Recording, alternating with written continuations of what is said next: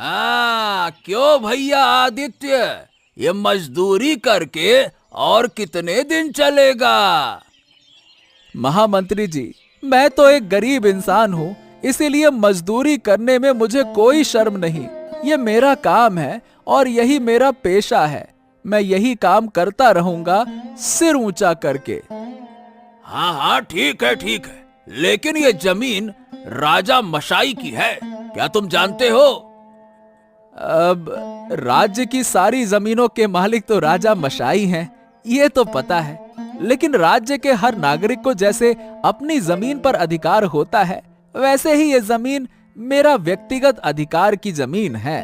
ये जमीन मुझे मेरे पूर्वजों से मिली है और यही मेरी उम्मीद है। इसको भला मैं कैसे छोड़ दूं? इसीलिए इस जमीन पर खेती करने का मेरा पूरा हक है। हाँ, पूरा हक है। ये बताओ, तुम जानते हो मेरी एक बात पर महाराज तुमसे ये जमीन छीन सकते हैं? क्यों, समझ रहे हो मैं क्या कह रहा हूं? देखिए मंत्री मशाय, मैं जितना राजा को जानता हूं, वो समझदार और दयालु इंसान हैं। वो कभी भी अपने प्रजा के साथ ऐसा नहीं कर सकते। वो बहुत अच्छे इंसान हैं। अरे, क्या तुम बात समझ नहीं रहे? मैं तुम्हें सिर्फ चेतावनी दे रहा हूं, ये जमीन छोड़ दो। हाँ। देखिए, मुझे आपकी चेतावनी की कोई परवाह नहीं है। ये मेरे हक की जमीन है, मैं कैसे छोड़ दूं? चाहे जो भी हो जाए, मैं इसे नहीं छोड़ूंगा। ओह, तो ये बात है, तो तुम मेरी बात नहीं मानोगे? अरे, कोई सवाल ही नहीं उठता। मैं आपसे दरख्वास्त कर रहा हूँ, विनती कर रहा हूँ। आप है कि हम पे चढ़ रहे हैं। अब आप धूप में खड़े रहिए, तकलीफ उठाते रहिए। आप जा सकते हैं, अब जाइए। अच्छा, अब मैं जा सकता हूँ? तो ठीक है, अब मैं जा रहा हूँ, लेकिन इसका परिणाम तुम्हें भुगतना पड़ेगा। ये बात याद रखना बेटा।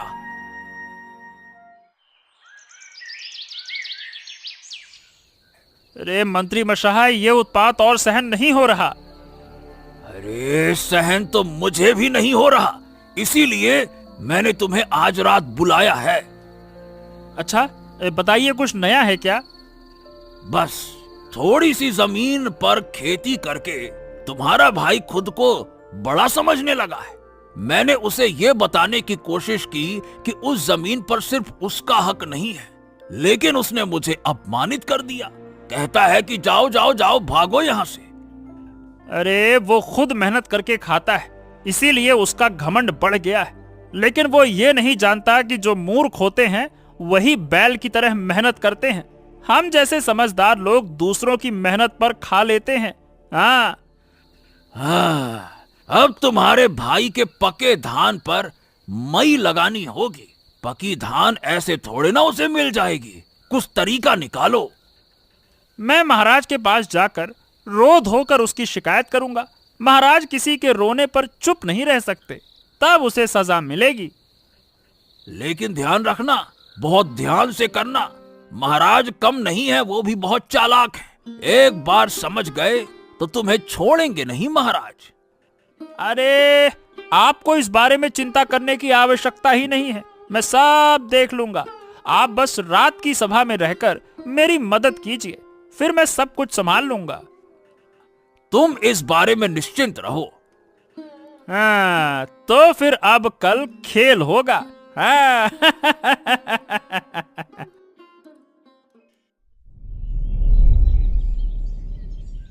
महाराज महाराज महाराज, आज सबसे पहले मैं आपके सामने एक शिकायत रखना चाहता हूँ। क्या शिकायत है महामंत्री? ये व्यक्ति हमारे राज्य का एक अभागा व्यक्ति है। इसका नाम है विक्रम। अच्छा, और इसके साथ क्या हुआ? महाराज, क्या नहीं हुआ, इसके भाई ने इससे जबरदस्ती जमीन छीन ली। असल में उस जमीन पर अधिकार हमारे राज परिवार का है, यानी कि वो जमीन राज्य के खजाने का हिस्सा है। जब विक्रम उसे ये बताने गया तो उसके भाई ने ना सिर्फ उसे बल्कि मुझे भी अपमानित किया। इसीलिए विक्रम आज आपके पास न्याय की उम्मीद लेकर आया है महाराज। देखो महामंत्री, हमारे राज परिवार के पास पहले से ही काफी जमीनें हैं, इसीलिए एक गरीब आदमी की जमीन छीनने से हमें कोई फर्क नहीं पड़ेगा। तुम एक काम करो, उस जमीन को दोनों भाइयों में बांट दो, और क्या। अरे अरे महाराज, लेकिन नहीं नहीं नहीं नहीं महाराज, मेरा भाई खेती कुछ नहीं कर सकता है, इसीलिए मतलब उस जमीन पर उसका हक ही नहीं बनता है। खेती मैं कर सकता हूँ तो मेरा हक बनेगा ना। अच्छा, तो तुम क्या चाहते हो? महाराज, वो जमीन मुझे दे दी जाए।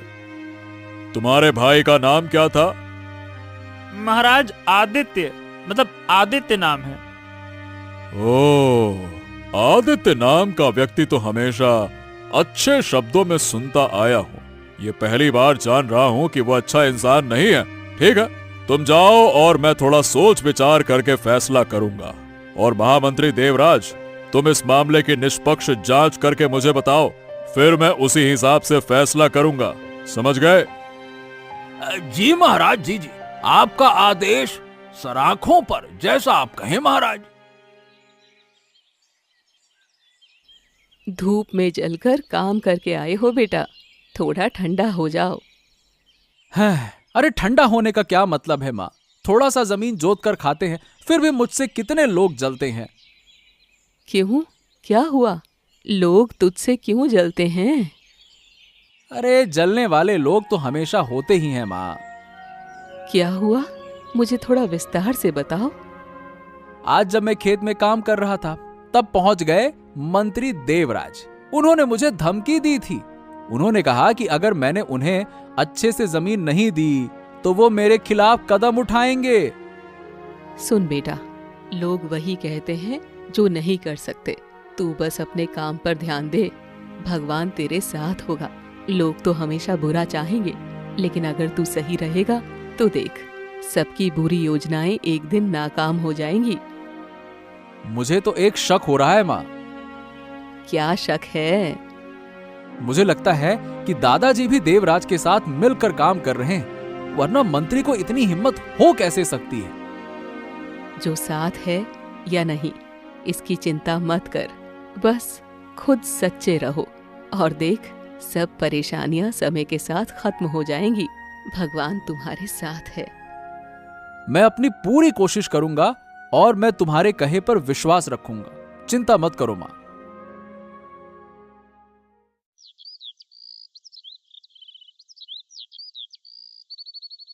एक माँ के बेटे को ऐसा काम करते हुए तुम्हें शर्म नहीं आती? तुम खुद कुछ काम नहीं करते और जो एक भाई काम करता है उसके पीछे हमेशा कांटे बिछाते हो। अरे तुम ज्यादा ज्ञान मत दो माँ, मुझे पता है कि तुम हमें बहुत प्यार करती हो। मेरे लिए तुम तीनों बराबर हो, लेकिन एक के कंधे पर अगर कटहल गिरने वाला हो तो वो मैं सहन नहीं कर सकती। अरे तुम क्या करोगी? सुनो, जो करना था मैंने कर लिया। क्या किया तूने? मैंने उस शैतान आदित्य के खिलाफ राजा के पास जाकर शिकायत की है। अपने भाई के खिलाफ ये तू कर सकता है? हाय भगवान, क्या ऐसे भी भाई होते हैं? भाई होकर भाई के पेट में छुरा मार रहे हैं ये लोग। सुनो, हमारी कोई बात मत करना। खुद महामंत्री देवराज के साथ मेरी दोस्ती है, जो मैं चाहूं वो कर सकता हूं, ये भी तुम जान लो माँ। हाँ, तुम्हें लगता है कि तुम भूल रहे हो कि हमारे ऊपर भगवान भी है और मैं भी यहाँ हूँ। तुम क्या करोगी? अगर तुम लोग ऐसे ही चलते रहोगे तो चाहे जितनी भी मुसीबत आए, मैं हमेशा आदित्य के साथ रहूंगी। और मैं एक बात मानती हूँ, सत्य हमेशा जीतता है। आखिरकार समय ही बताएगा कौन किसके सामने सर झुकाता है। मेरा आशीर्वाद हमेशा आदित्य के साथ है। महाराज, अचानक आप चिंतित लग रहे हैं। समझ नहीं पा रहा हूँ रानी, आजकल कौन सही है और कौन गलत। क्या हुआ महाराज, क्या बात है?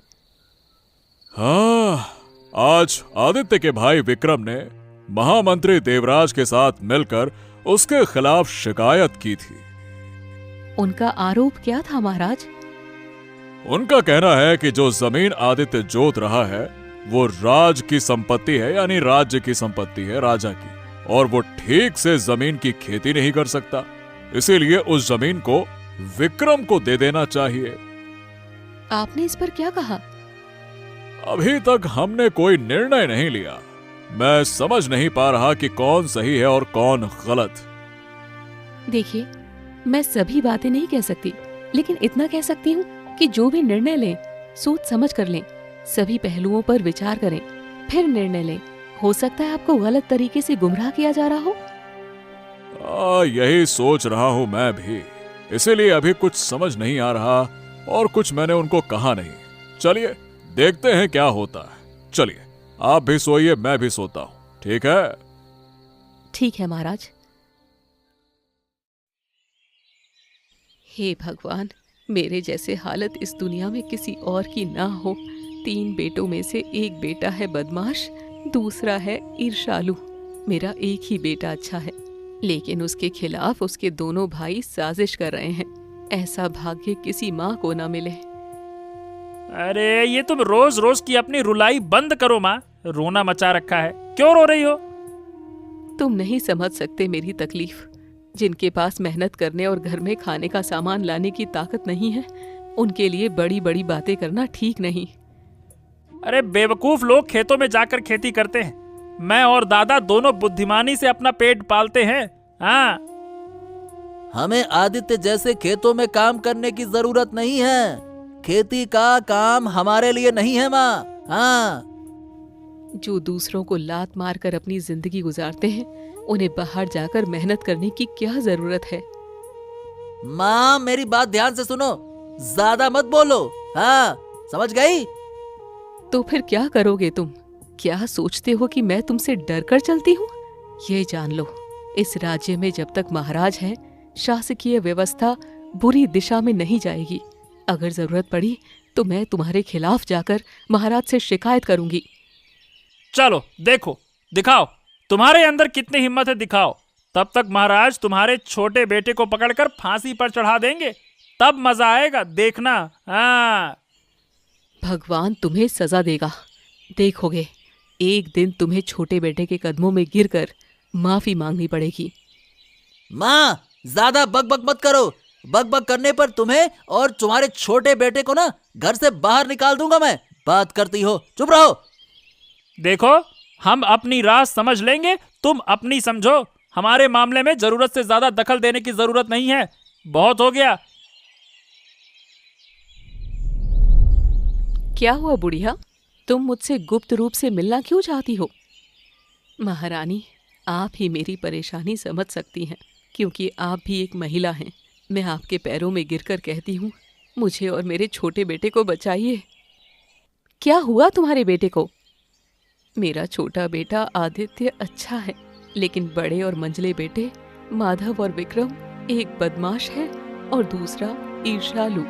दोनों मिलकर मंत्री देवराज से दोस्ती कर रहे हैं और मेरे छोटे बेटे के खिलाफ महाराज से शिकायत कर रहे हैं कि वो राज की जमीन पर खेती कर रहा है, जबकि वो जमीन उसके पिता ने उसे दी थी। इसीलिए महारानी, केवल आप ही महाराज के पास जाकर सब कुछ बता सकती हैं और उसे बचा सकती हैं। क्या तुम सही कह रही हो? तुम्हारा छोटा बेटा निर्दोष है? मुझे खुद पर शक हो सकता है, लेकिन अपने छोटे बेटे पर कभी शक नहीं कर सकती। वो कभी कोई गलत काम नहीं कर सकता। यहाँ तक कि महामंत्री देवराज ने भी आकर उसे धमकी दी थी कि अगर उसने कुछ गड़बड़ की तो उसे सजा मिलेगी। इसीलिए हम बहुत डर में हैं। तुम अब घर जाओ बुढ़िया, शाम हो गई है। मैं आज ही महाराज से इस मामले पर चर्चा करूंगी। तुम डरना मत, महाराज वही करेंगे जो आपके लिए अच्छा होगा। बहुत धन्यवाद महारानी, प्रणाम।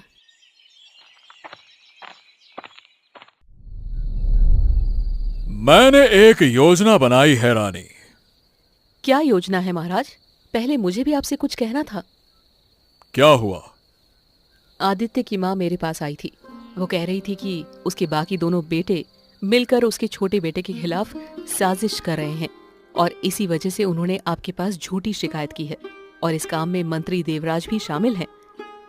ओह ठीक है, इसीलिए मैंने एक तरकीब निकाली है जिससे दूध और पानी दोनों एक साथ हो जाएंगे, मतलब दूध का दूध और पानी का पानी हो जाएगा। वो तरकीब क्या है? देखो, मेरी योजना यह है कि हम तीनों भाइयों को हमारे मुख्य सोने के खजाने की सुरक्षा का जिम्मा देंगे। हर एक को एक दिन के लिए पहरा देने का मौका मिलेगा। जो चोर है वो इतने सोने को देखकर खुद को संभाल नहीं पाएगा, और अगर वो चोरी करता है तो मैं उसे पकड़ लूंगा और उचित सजा दूंगा। लेकिन क्या ये थोड़ा ज्यादा खतरनाक नहीं हो रहा? खतरनाक क्या, मेरी सुरक्षा की टीम हमेशा चौकसी करती रहती है। मैं सब कुछ सही तरीके से व्यवस्थित करूंगा, निश्चिंत रहो। ठीक है, अगर आपकी योजना सफल हुई तो निश्चित रूप से सही चोर पकड़ा जाएगा।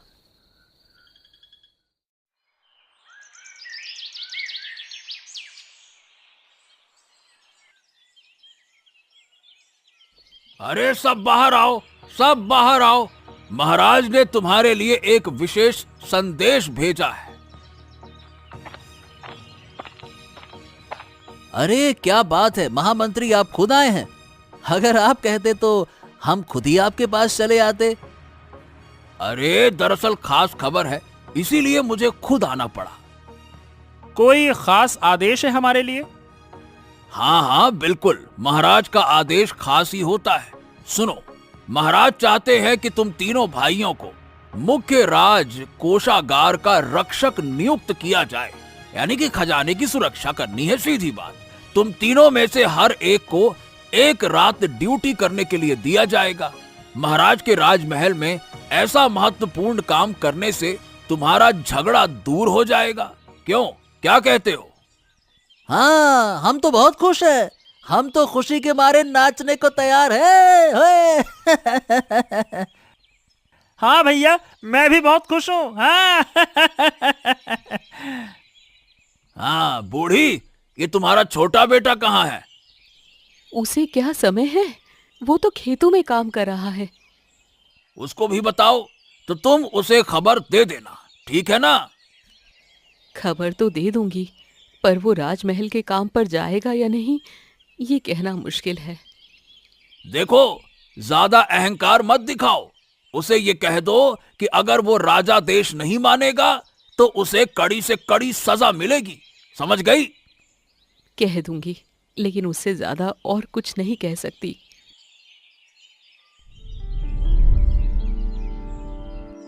प्रणाम स्वीकार कीजिए महाराज। आदित्य, आदित्य, तुम राजसभा में क्यों आए हो? महाराज, मैं ये बताने आया हूं कि आपने जो संदेश हमारे घर भेजा है, मैं उससे सहमत नहीं हूं। अच्छा, तुम्हारा कहने का मतलब क्या हुआ? महाराज, मैं राजकोषागार का पहरा नहीं दे सकता। महाराज, आप मुझे कृपया करके माफ करें। महाराज कहते हैं कि कुत्ते के पेट में घी नहीं पचता। आपने अच्छा काम करने का आदेश दिया और वो काम ही नकारा जा रहा है। महाराज, यही होता है, यही होता है। किसान की समझ है, क्या कह सकते हैं? क्यों भाइयों? चुप हो जाओ सब लोग, शांत। हाँ आदित्य, अब तुम जो कह रहे हो ये बताओ कि क्या वो सोच समझ कर कह रहे हो ना? हाँ महाराज, मैं सोच समझकर ही कह रहा हूं। तुम्हारे इस मूर्खतापूर्ण फैसले का कारण क्या है? कारण बताओ। देखिए महाराज, मैं गरीब हो सकता हूं लेकिन लालची नहीं। मैं खेती करके खाता हूं और गरीबों के जीवन में सुखी रहता हूं। मेरी एक बूढ़ी माँ है और रात को कोई नहीं है जो उसकी देखभाल करे। अगर सब लोग रात में घर छोड़कर चले जाएंगे तो माँ का क्या होगा? मैं तो माँ की सेवा करना चाहता हूं। अगर मुझे पूरा राजमहल भी दे दिया जाए तो भी मैं ये प्रस्ताव स्वीकार नहीं करूंगा। अगर तुम राजा देश नहीं मानोगे तो तुम राजद्रोह के अपराधी बनोगे और तुम्हें सजा मिल सकती है, समझ रहे हो ना? महाराज, मुझे सजा का कोई डर नहीं है, लेकिन अगर सच के रास्ते पर चलते हुए मुझे सजा भी मिलती है तो मैं उसे स्वीकार करूंगा, हंसते हंसते स्वीकार करूंगा। तो तुम राजा देश स्वीकार नहीं करोगे? नहीं महाराज, कृपया करके आप मुझे क्षमा करें।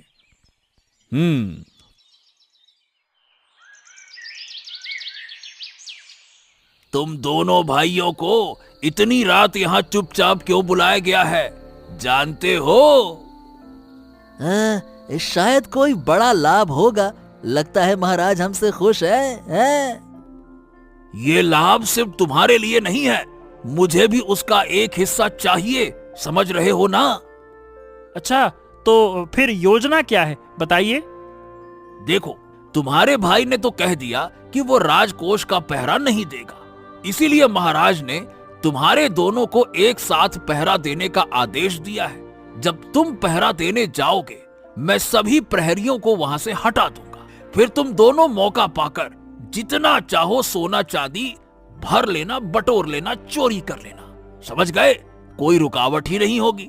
लेकिन लेकिन लेकिन एक शर्त है। क्या शर्त है? जितना सोना चांदी निकालोगे उसका 40% मुझे देना होगा, ठीक है? हाँ ठीक है, अगर तुम हमें बचा सकते हो तो जो भी कहोगे हम देंगे, उसमें क्या दिक्कत है?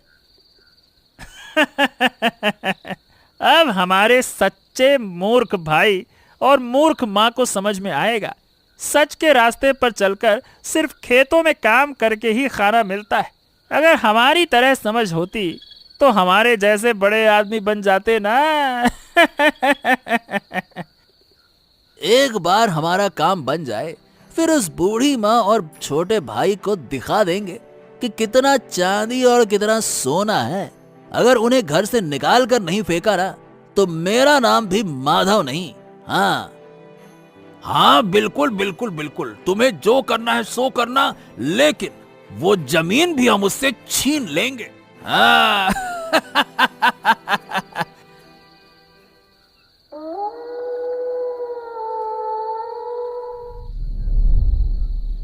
क्या लगता है रे, तेरे पहरेदारों को देवराज ने हटा दिया या फिर नहीं हटाया?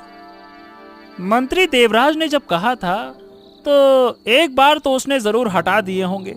चोरी के माल में उसका भी तो हिस्सा है, वो कभी नहीं चाहेगा कि हम फंसे।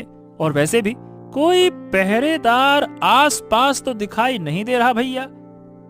हाँ, तो हम काम शुरू करें, क्या कहते हो? हाँ हाँ बिल्कुल, लेकिन भैया समझदारी से काम करना होगा। जैसे? मान लें कि हमारे पास लाने के लिए बहुत ही सीमित थैले हैं, इसीलिए हमें चुन चुनकर बड़े और महंगे सामान ही उठाने होंगे। छोटे और सस्ते सामान से बैग भरने से कोई फायदा नहीं होगा भैया। हाँ, ये तूने ठीक कहा। और सूरज उगने से पहले हमें यहाँ से भागना होगा। फिर हमारी शुरू होगी मस्त जिंदगी। हाँ तो चलो मस्त जिंदगी की शुरुआत करते हैं चोरी करके। चलो। हाँ चलो शुरू करते हैं।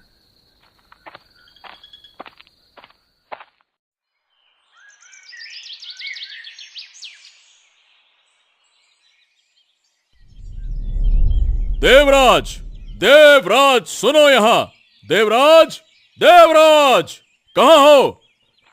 क्या हुआ महाराज, क्या हुआ? कुछ कोई अनहोनी हुई है क्या? मैंने अभी अभी कोषागार का निरीक्षण किया और वहां बहुत बड़ी गड़बड़ हो रही है। क्या क्या क्या क्या हो रहा है महाराज, क्या बात है? मैं सही कह रहा हूं देवराज। कल कोषागार की निगरानी विक्रम और माधव दोनों भाई कर रहे थे। तुरंत उन्हें पकड़कर लेकर आओ।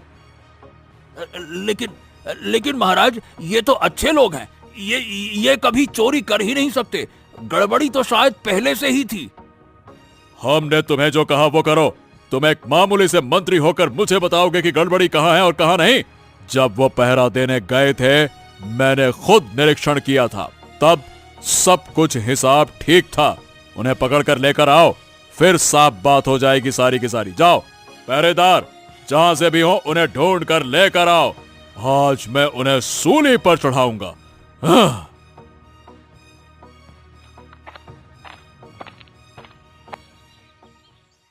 मिल गए महाराज। देखिए, ये दोनों बैग में सोना भरकर भाग रहे थे। मैंने इन्हें राजमहल के बाहर एक खेत में से पकड़ लिया। यही तो होना था और यही तो मैंने उम्मीद की थी। देवराज, क्या ये मुझे धोखा दे सकते थे? अरे महाराज, मैंने तो ऐसा कभी सोचा भी नहीं था। मैं अब आदेश दे रहा हूं, इन्हें कोड़े मारते हुए मुंह में कालिख पोतकर गधे की पीठ पर बैठाकर राज्य से निकाल दिया जाए, और कभी अगर ये राज्य में दिखें तो हम इन्हें सूली पर चढ़ा देंगे। ले जाओ।